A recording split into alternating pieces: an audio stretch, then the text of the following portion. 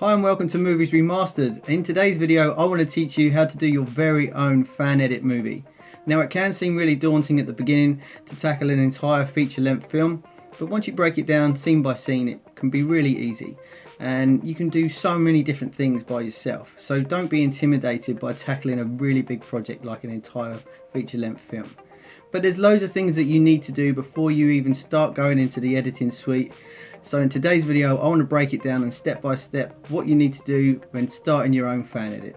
So let's jump into today's video. So the first thing you need to do is get hold of the original movie that you want to do a fan edit with. Now the best way to do this is to buy the DVD or Blu-ray. This will also give you the highest resolution that you can do. It's always really good to work in high resolution so you don't lose any quality, and it's a lot better to do special effects and different transitions and things like that if you've got a decent HD 1080p version. You can go up to 4K if you want, but I tend to work with 1080p. So once you've bought the DVD, you know you've got the best quality on the market, and that's the best way to work and have a base model for your movie. The second one you want to get is the soundtrack. Now if you need to do overlays, or you want to cut out dialogue, or you want to do different blends and things, you really need the original soundtrack. And again, the best way to get this is to get the online digital version or buy the CD itself, and then you can rip the 320 version of the MP3 so you've got the best sound and the best video before you even start your project. So the next one I like to do is to try and get any sound effects. Now I'm working on Disney Star Wars, and that goes all the way from Rogue One to The Rise of Skywalker. So obviously I'm going to need different sounds of spaceships and lightsabers and loads of different things like that. So search the internet, there's loads of free sound effects that you can get online, so just give them a quick Google search and make sure you've got the base of all the sound effects that you're going to need within the fan edit that you're going to do.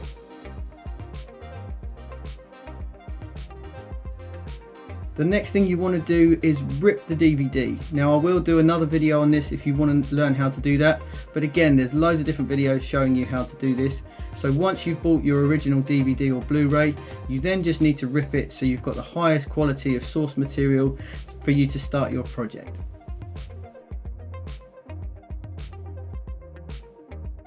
The other thing you can do is if any of your DVD or Blu-ray has any special features or deleted scenes.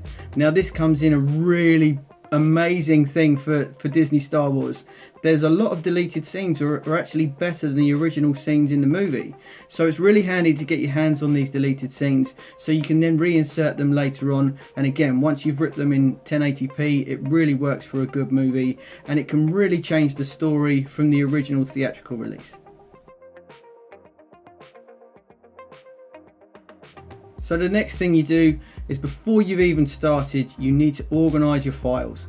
Once you've ripped your movie, you've got your source material, you've got your soundtrack, you've got your sound effects, you really want to make sure these are in a decent file on your desktop so you can access them really quickly and easy, and they're not getting mixed around and messed up. Because if you start moving files around, whatever software you're using, be it iMovie or After Effects, Premiere, Final Cut Pro, it's not going to be able to find those files. So you really want to make sure that your folder structure is really accurate at the beginning before you even start attempting doing these movies.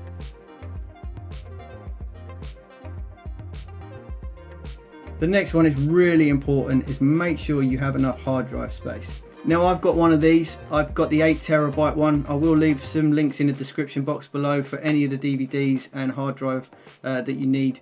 I find these really good. I've had a lot of hard drives that have blown up on me.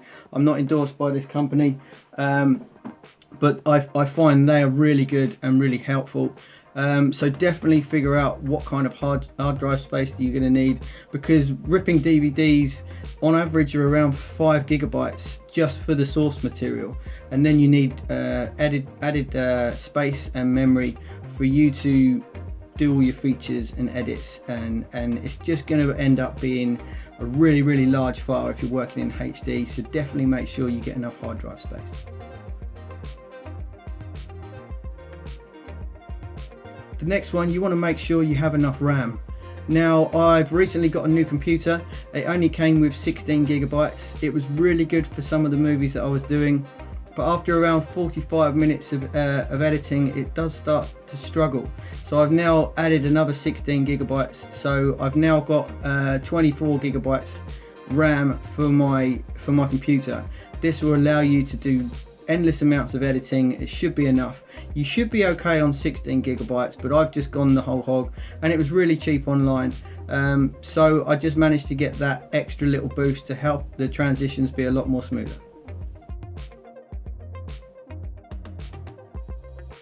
So the next thing you want to do is open up your software and your program. And now I'm going to try and do this with all of different free software. Like I say, I'm going to try and use iMovie and another program called Audacity. Now, unfortunately, the update on iMovie has stopped you from using the 21:9 theatrical sort of letterbox views. It just takes you down to the 16:9. But it still allows you to do a lot quicker editing, and it's one of the best things, the best programs that you can get for free. And Audacity allows you to do any sound features. So if you want to sound like if you want to sound like Kylo Ren, or if you want to sound like a stormtrooper, or you can do different reverb and echo delays, which I will be doing a lot, especially in Rise of Skywalker. Audacity is a really good program for that. But like I say, these features used to be in iMovie, but the new update is eliminated those. So I'm really hoping that there's going to be a new iMovie update soon to bring these features back. But currently iMovie doesn't allow you to do that. So Audacity, get those two programs and you're on your way. So once you've opened up iMovie, you want to make sure that you've got your file system, and the first file that you drag into your project is 1080p. Now, for some reason, if you accidentally drop a 720p file into your project first, the rest of the project will compress down to 720p. So always make sure that the first file that you drop in, the main file that you drop in, is 1080p or 4K, whichever one you prefer to use, and then the rest of your project will remain to be in the high definition that you need. So the next thing you want to do is watch the original movie. Find out what you didn't like about it. Have a plan. Now, unlike Disney, I'm not going to drop 4 billion and have no plan whatsoever. You want to go into this project with a complete idea from start to finish, what you want to alter, what story you want to try and tell, and what narrative you want to continue with. Now, obviously this channel is based on continuity and consistency within characters. There's a lot of edits that I'm going to do that are going to try and smooth those characters out, but I definitely need a plan. Now, unfortunately I've had to go back and watch Solo, a Star Wars movie, which I hated. I didn't want to watch it anymore, but I've had to go back and watch that at least 10-15 times for me to work out the changes that I've wanted to do. And again, with Rise of Skywalker, thankfully Disney's now released it 2 weeks early, so this project's really going to kick off a lot quicker now. I've had to go back and watch that a few times in a day just for me to figure out what it is. But have a plan, work out what you want to do, scene by scene, act by act, and really figure out, write it down. I've figured out that there's at least 168 edits that I want to do in each of the Star Wars movies, apart from Rogue One. I think there's only one problem that I want to do in that, but 168 edits, it's going to work out to be a lot. So definitely have a plan before you even start these projects.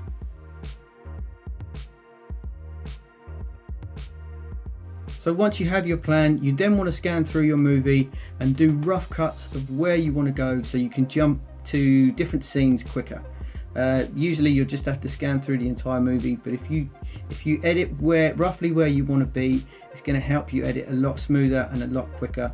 So definitely do some jump cuts or just scene edits so you can figure out where your marks are as you go along the timeline. That's a really good start as well. So hopefully that's given you enough information on how to start your own fan edit. Obviously I'm going to do lots of videos to try and teach you how to do scene by scene and figure different things out by yourself. And hopefully I'm going to show you the fixing the scene and then again the fixed scene. So if you like this channel and you like the idea and what I'm trying to achieve here, don't forget to click like and subscribe, click the bell button, and I'll see you in the next video. Take care.